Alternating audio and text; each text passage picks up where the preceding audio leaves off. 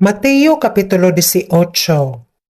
Niadtong taknaan na nagpanuol ang mga tinun-an kang Hesus nga nagaingon, kinsa ba ang labing dako sa gingharian sa langit?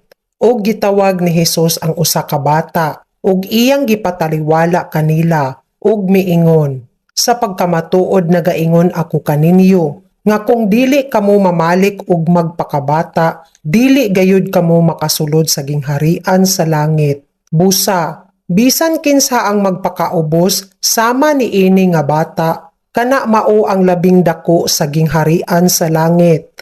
Ug bisan kinsa nga magadawat sa usa ka bata nga sama niini sa akong ngalan, kanako nagadawat. Apan bisan kinsa nga magapapangdol sa usa niini nga mga gagmay nga nagasalig kanako, maayo pa kaniya nga pagabitayan sa liog sa usa ka